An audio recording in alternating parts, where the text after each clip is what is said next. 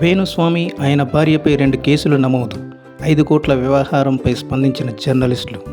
ప్రముఖ జ్యోతిష్యుడు వివాదాస్పద వేణుస్వామిపై హైదరాబాద్లోని పోలీస్ స్టేషన్లో కేసులు నమోదయ్యాయి. సోమవారం రోజున ఆయన తన సతీమణితో కలిసి విడుదల చేసిన వీడియో అత్యంత వివాదాస్పదంగా మారింది.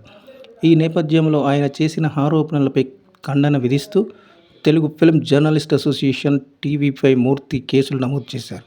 వివరాల్లోకి వెళితే, మహాన్యూస్లో ఉన్నప్పటి నుంచి తనను టార్గెట్ చేస్తూ 5 కోట్లు డిమాండ్ చేశారు అంటూ ప్రస్తుతం టీవీ5లో పనిచేస్తున్న మూర్తి, అలాగే వైజే రాంబాబుపై అవినీతి ఆరోపణలు చేశారు. వారి వీడియోలో పేర్కొన్న ఆరోపణలపై స్పందిస్తూ ఖండించారు.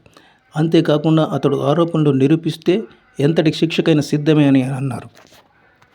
ఈ వివాదం నేపథ్యంలో తనపై అసత్య ఆరోపణలు చేసిన వేణుస్వామిపై Telugu film journalist association secretary Y J Rambabu, EC member Prasadam Raghu తాజాగా మధురానగర్ పోలీస్ స్టేషన్లో ఫిర్యాదు చేశారు.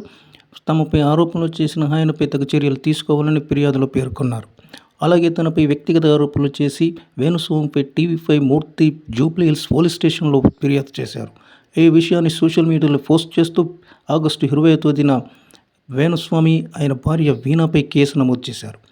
వారి ప్రవర్తన బాగాలేదు, వారు చేసిన ఆరోపణలతో మనస్తాపం చెందాను, వాస్తవాన్ని వెలుగులోకి తీసుకురావడానికి నేను వారిపై క్రిమినల్ కేసులు నమోదు చేశాను అని తెలిపారు. అదేవిధంగా నాపై వారిద్దరూ తీవ్రమైన ఆర్థిక ఆరోపణలు చేశారు.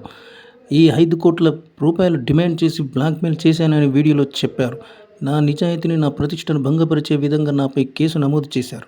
నా ఫిర్యాదుకు స్పందించి వారిపై చట్టపరమైన చర్యలు తీసుకోవాలని కోరుతున్నానని మూర్తి తన సోషల్ మీడియా అకౌంట్ ద్వారా తెలిపారు.